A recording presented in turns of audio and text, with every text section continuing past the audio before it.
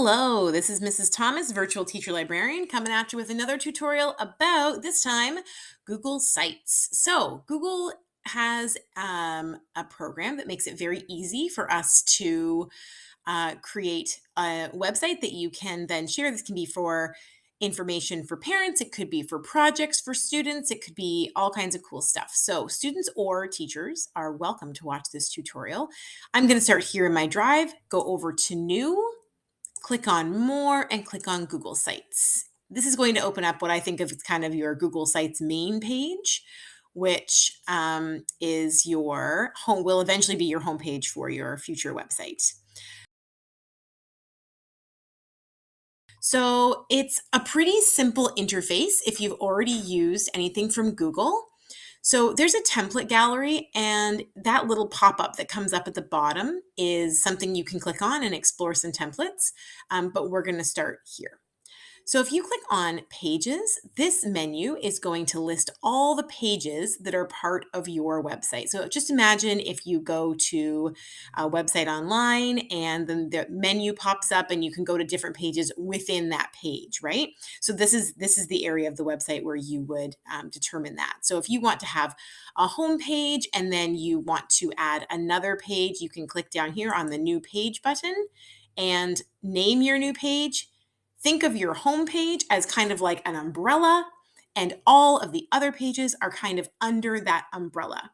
So if you were doing a project, let's say on Africville, you're in grade 7 or 8, you're doing a project on Africville for your social studies curriculum, and you would have your main page have Africville on the top, but maybe your subpages would be things like the location of Africville, what it was like to live there, why it was created, why it was destroyed. You would have all those in sub pages under your main umbrella of your topic.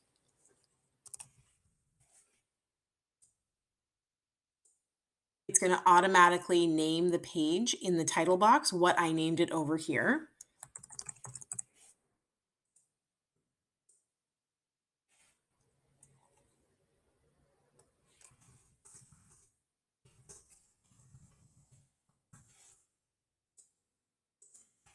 So now I have my website basically set up.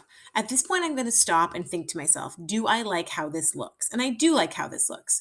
Sometimes if you've added a lot of pages down the side, you'll end up with menus across the pages listed across the top, and then there'll be a drop down if it doesn't have room to put them all in.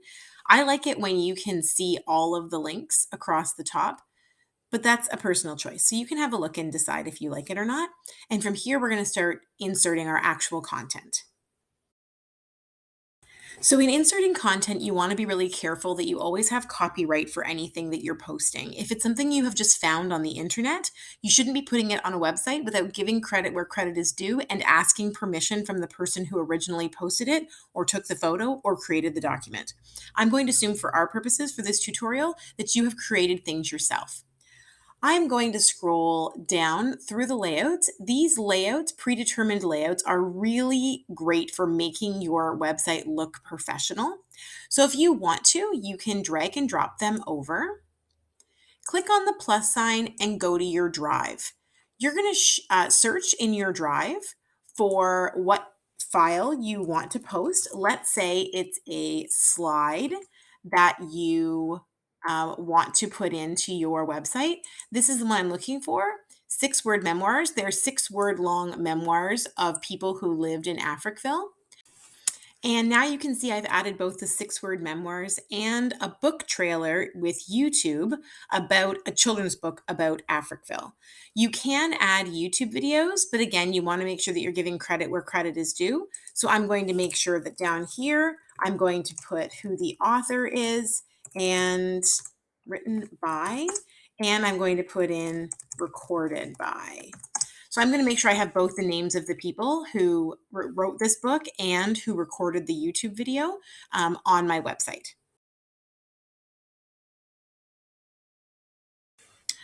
I'm ready to publish. I have built my website, added my pages, filled it full of my content that I had already created, given credit where credit is due for copyright. I'm ready to now share my amazing project with my teacher.